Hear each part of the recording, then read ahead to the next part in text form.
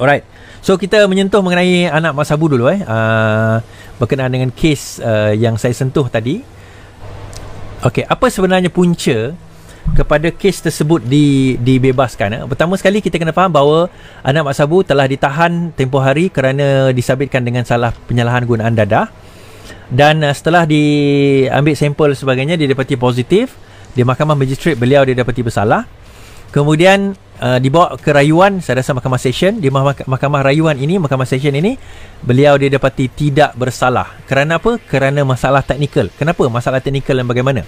Untuk makluman tuan-tuan, saya pun ada pernah terlibat, bukan terlibat ambil dadah, tapi terlibat dalam ujian sampel dadah. Dan syarikat saya pun sekarang ini pun antara prosedur kami adalah untuk buat random check berkenaan dengan dadah di tempat kerja. Itu pun antara prosedur yang kami lakukan. So saya sendiri secara personalnya familiar berkenaan dengan cara mengambil urine sampel. Tetapi walaupun mungkin berbeza sedikit dengan cara urine sampel polis mungkin, tapi kalau dia ikut KKM sepatutnya tidak ada beza. So apa yang berlaku dengan kes anak Mak Sabu ini? Anak bekas Menteri Pertahanan Ahmad Saiful Islam dilepas dan dibebaskan. Dilepas dan dibebas ni maksudnya discharge amounting to acquittal. Maksudnya dia tidak boleh didakwa lagi di dalam kes yang sama dengan fakta kes yang sama. Dilepas dan dibebaskan. Discharge amounting to acquittal oleh Mahkamah Tinggi. Okey, bukan session, oleh Mahkamah Tinggi hari ini pada Rabu. Betul lah, Magistrate terus ke Mahkamah Tinggi atas tuduhan penyalahgunaan dadah di sebuah hotel terkemuka 2 tahun lalu. Ia selepas Datuk Halim Colin Lawrence membenarkan rayuan dikemukakan oleh ahli parlimen, anak ahli politik itu sebagai perayu bagi menepikan sabitan. Dalam penghakimannya, Colin berkata mahkamah mendapati kegagalan pihak polis untuk mematuhi SOP berkaitan dengan tidak mengambil 2 botol sampel air kencing yang telah menyebabkan sabitan itu cacat. Menurut pengambilan hanya sebotol air kencing membuka kemungkinan berlakunya pencemaran kerana sampel yang sama digunakan oleh pihak polis untuk ujian saringan dan ahli kimia untuk ujian pengesahan. Perintah tetap Ketua Polis Negara memerlukan 2 botol plastik kosong dan bersih untuk mengumpul air kencing daripada suspek yang disyaki menyalahguna dadah. Perayu dalam kes ini ada hak untuk sampel ujian air kencing diambil sebanyak 2 kali, katanya. Colin berkata suspek perlu diberi pilihan untuk memilih 2 botol berkenaan, yang mana sampel pertama untuk tujuan saringan, manakala sampel kedua perlu dihantar ke hospital untuk pengesahan. Katanya botol kedua perlu ditutup dengan kemas dan selamat. Dia ada kaedah nak sealing tu. Dia bukan seal macam tu je, dia ada seal dia, dan seal tu mesti seal yang orang kata dia kalau pecah seal tu on the way nak ke hospital tak boleh dikira sebagai sah kerana kita anggap ada contamination ataupun ada gangguan, telah dicontaminate atau telah diganggu. Sebagaimana garis panduan Kementerian Kesihatan Malaysia bilangan 6/2002 yang memerlukan sekurang-kurangnya 30 ml sampel air kencing dalam satu botol. Okey. Yang ini dinamakan sebagai chain of custody dalam penghakiman, dalam evidence, dalam kita nak membuktikan sesuatu dinamakan chain of custody. So maksudnya macam ni. Yang pertama sekali, kalau kita ambil dalam sampel air kencing, dia ada beberapa kaedah tau. Beberapa kaedah ni yang biasa kita praktikkan. Yang pertama sekali, orang tu kalau dia nak pergi ambil kencing, dia tak boleh tutup pintu. Kan? Orang yang ikut dia, saya pun masa kena tahan polis hari tu pun, saya pun ambil ujian air kencing. Saya ambil ujian air kencing, tapi itu sebagai prosedur. Prosedur sahaja. Itu normal, prosedur sahaja. So itu pun saya diambil sebelum saya dibebaskan, untuk prosedur saja. Tetapi bagi kes di mana dia kejap. Itu belit-belit ni.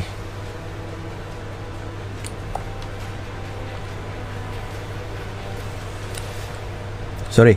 Bagi kes yang melibatkan penyalahan gunaan dadah, prosedur dia adalah sebegini. Dia kena masuk ke tempat, ke toilet. Dalam toilet tu dia tak boleh tutup pintu, dia kena membelakangi pegawai. Dan pegawai tu ataupun biasanya dia akan ada tingkat, kalau dekat Bukit Aman tu tingkat, kalau tak silap saya tingkat 5 atau tingkat 6, memang khas untuk ambil air kencing.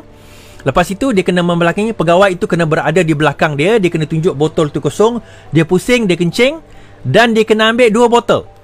Dia kena ambil 2 botol, botol pertama dan botol kedua. Dan botol pertama dan botol kedua tu dia kena pilih yang mana satu untuk ujian saringan dan yang mana satu lagi untuk dihantar ke makmal di hospital. Dan hospital pun mesti hospital kerajaan. Itu metodologi. Tidak boleh menggunakan sampel yang sama. Kenapa? Dia macam ni. Bila dia ambil sampel yang pertama, kemudian dia seal, dia kena seal sampel kedua. So maksudnya chain of custody, dia yang pegang sampel itu dan dia bukanlah dia yang seal, tetapi dia nampak sampel yang kedua tu di seal, dan daripada dua sampel tu dia kena pilih yang mana satu terpulang. Katakanlah dia nak yang ini, maka yang tu untuk saringan, yang kedua untuk hantar di makmal. Okey.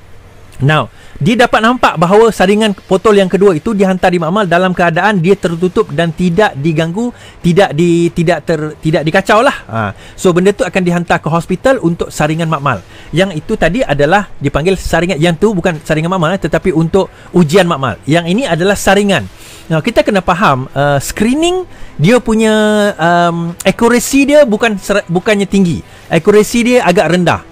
So screening ini ada kemungkinan positif, tetapi bila hantar ke makmal ada kemungkinan dia negatif. Dia berlaku baru-baru ini. Sepupu saya sendiri, anak sepupu saya, sepupu saya lah, kira sepupu saya, anak pakcik saya, dia nak pergi masuk tentera laut. Dia nak masuk ujian tentera laut. So dia ambil ujian air kencing. Bila dia ambil ujian air kencing, screening positif kepada dadah. Positif dadah. Jadi pakcik saya tak puas hati. Hari yang sama dia hantar ke hospital melalui ujian di dalam makmal negatif. Dalam makmal negatif, tetapi itu cerita lain. Tapi maksudnya screening ada kemungkinan positif. Kenapa ada kemungkinan positif? Banyak sebab screening ini bukanlah terlalu accurate, tetapi it's a good indicator sekurang-kurangnya kerana cost dia lagi murah. Sama juga kalau kita beli yang saya jual dulu, RTK yang kita buat sendiri, self test tu kan, itu dia panggil screening. Kalau kita positif pun kena buat lab test untuk menentukan betul atau positif atau tidak. Okey, katakanlah dia positif. Ni kita belajar sikit tentang ni ya. Katakanlah positif itu pun belum tentu bahawa kita adalah penagih dadah. So dia kena tengok adakah dia positif dengan kebenaran. Kita tengok pula dia positif dengan kebenaran. Contohnya dia ambil ubat. Bila dia ambil ubat, certain drugs akan menunjukkan dalam air kencing kita positif. So dia kena declare bahawa air kencing kita positif, bahawa kita ambil dadah tersebut. Dan ini berlaku banyak kepada atlet-atlet. Bila mereka positif, bukan sebab mereka ambil dadah, kerana kadang-kadang dia ambil, contohnya ada barang-barang makanan tu memang ada mengandungi certain trace of drugs, natural drugs. Contohnya macam ginseng, kita kata ginseng, dia akan ada at least macam trace of steroid akan ada traces of perkara-perkara tersebut. Atau certain supplement yang kita beli dekat Sensei itu akan ada traces of steroid dan sebagainya. Okay, now having said all this, apa yang berlaku dengan anak Mak Sabu ini adalah dia berada dalam keadaan polis hanya mengambil satu sampel air kencing. Dalam kes saya pun satu sampel saja, tapi saya bukan kes dadah, jadi saya tak tahu sama ada prosedur itu betul atau tidak. Dia ambil, dia letak situ, dia test, okey, negatif dia kata, so tak apa, habis cerita. Tapi dalam kes ini dia nampaknya bahawa dia hanya menggunakan satu sampel. Nah, apa masalah sampel tersebut? Contamination berlaku. Kenapa contamination berlaku? Kita tak tahu. Contamination itu mungkin datang daripada tangan polis, mungkin datang daripada equipment, mungkin datang pelbagai benda boleh menyebabkan contamination berlaku. Kita kena faham, dia test bukan hanya setakat anak Mak Sabu ni. Dia mungkin test ramai lagi orang-orang yang ambil dadah sebelum itu, atau mungkin kita tak tahu, whatever contamination. So dia test sampel tersebut. Bila dia test, berkemungkinan contamination berlaku, sampel yang sama dihantar ke lab, and that's why benda itu jadi positif. Okay, jadi itu possibility. Kita kena tengok possibility. So adakah dia ambil dadah atau tidak, itu isu lain. Isunya adalah prosedur itu kena betul. So kalau prosedur itu salah, keadaan itu salah, menyebabkan dia pembuktian itu tidak lengkap. Jadi kita kena faham bahawa untuk kita nak membuktikan seseorang itu bersalah, dia akan ambil kaedah, masa dan juga tata cara yang cermat untuk nak membuktikan seseorang itu bersalah. Kan? Jadi bukanlah satu benda yang mudah. Kita sebenarnya kita dia ni kena tangkap dadah, therefore dia ni penagih dadah. Dia tak semudah itu. Prosedur dia kena betul, prosedur dia kena tepat, prosedur dia kena berjalan dengan lancar, dengan betul. Sebab itu kita ambil kes Anwar Ibrahim, liwat 2, bukan liwat 1, liwat 2.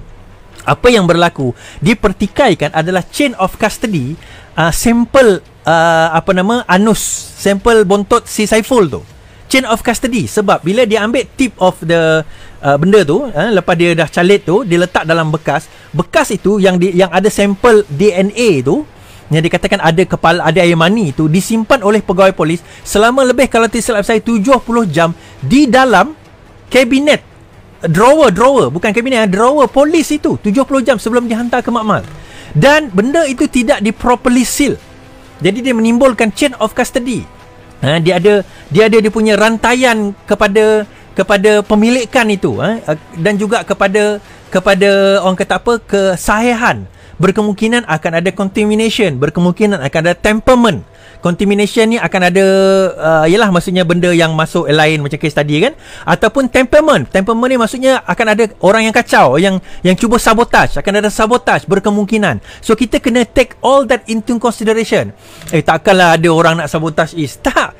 Kita tak boleh assume macam tu. Sebab itu dalam pempolisan, dalam policing, dalam kita nak menghukum seseorang dalam kajian, dan polis tahu benda ni, siapa yang belajar criminal law dan criminology, dia akan faham bahawa benda ni sangat penting. Kalau tuan-tuan tengok cerita CSI umpamanya, walaupun cerita tu di orang kata apa, biasalah dia cerita kan, Hollywood disensasikan, tetapi prosedurnya begitu kan, tak boleh nak sentuh evidence dan sebagainya kan. So benda-benda macam tu memang sesuatu yang kena ditekankan, kerana itu boleh membebaskan seseorang daripada pertuduhan. Chain of custody ataupun pembuktian, the evidence itu sendiri perlu untuk kita kena sangat teliti dalam menentukan pembuktian, bukti itu untuk memastikan, kerana kita nak mensabitkan orang itu atas satu kesalahan. So kita tak boleh buat benda itu dengan cara sembrono, dengan cara yang sewenang-wenangnya. Kalau tak, dia akan jadi masalah. So ada tanya saya, so dia ni isap dadah ke tidak? That's besides the point. Point is, polis sendiri gagal dalam mengikut prosedur yang betul bagi menentukan dia ni isap dadah atau tidak. Prosedur itu sendiri tak betul. Jadi menyebabkan bila prosedur itu tak betul, kita pun tak boleh nak kata ya atau tidak. Maka disebabkan ini, dia dilepas dan dibebaskan. Okey, habis cerita itu kat situ. Harap kita faham apa yang berlaku dan harap kita tahu dan mengambil pengajaran daripadanya lah.